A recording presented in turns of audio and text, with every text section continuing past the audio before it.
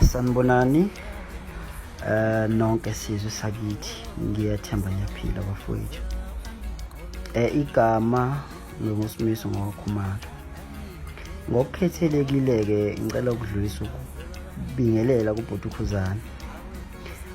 Khuzani Mpungose Dlamlenze Ntombeni Dlamlenze Insizweni. Qhawe lakithi ngidlulisa okukhulu ukuxolisa nokuzehlisa kwena nokuthobeka kwena. Ngixolisa ini na bhuti? Ngixolisa inkulumo yami egcina isifaka igama lakho. Ngizwakalisa njengomuntu against abantu akade bezokusingatha ekhaya ngesikhathi udlulelo gogo. Empeleni bhuti ngiyazwelana kakhulu nawe kanye nomndeni ekhaya. Ngidlulisa ukuxolisa, angazi ngaxolisa ngithini bhuti, kodwa ngiyadlulisa ukuxolisa kuwe bhuti ukuthi ungixolele. Empeleni angisiyena umuntu angiyena umuntu ngazi ngayichaza ngithini, angiyena umuntu othanda ukupretenda enze ngathi izinto zi-right zibe zingekho right. Ngixolise nabafowethu kade bekusingathile, ngixolise kubafowethu kade bekusingathile esifeni sikagogo. Ngixolisa kakhulu. Angiyena umuntu o-right bhuti mina.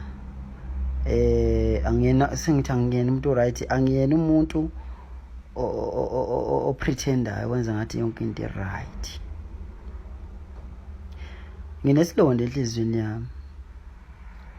Ngibe nebhadi ke ngithe mangithi mangibuka ama-video laphana ngahlangana nenkulumo yensizwa le ewumsakazi. Mangithi ngiyabheka hawu kusemngcwabeni, ayi mangilalela izinkulumo zayo ngiyazizwa ukuthi sinokupikla phakathi.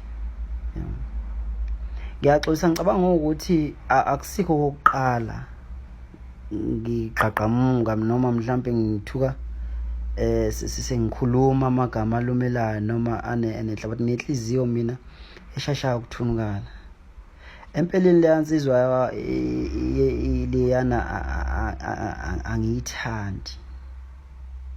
Khuluma iqiniso, empeleni leyansizwa angiyithandi.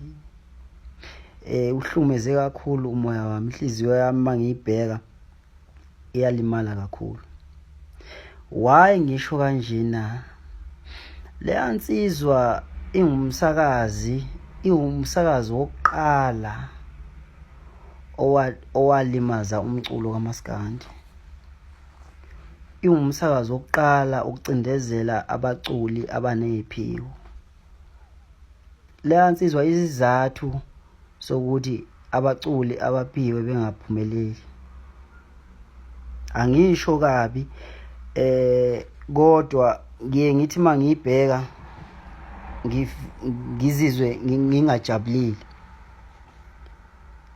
Ngithi mangizwe izinkulumo zayo ngizizwe ngi-against izinkulumo zayo.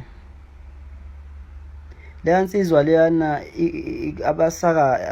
umsakazi oqala owaba ne-corruption emsakazweni Ukhozi FM. Leyansizwa leyana insizwa eyafika nokuthi idizisa abaculi into eyayikade ingekho. Leyansizwa insizwa yafika nokuthi ilimaza amathalente abanye abantu. So mayikhuluma leyansizwa leyana ipika ngendlela kade ipika ngakhona, kuvuka isilonda enhlizweni yami ukuthi ngampela umculo unjena la kunjena kungenxa yala ndoda. Ube kuthiwa le ndoda yazi ingekho, ngabe la emculweni akukho, ngabe lo mculo awukho njena. So ngixolise kusuke kwaqondana kabi kubo.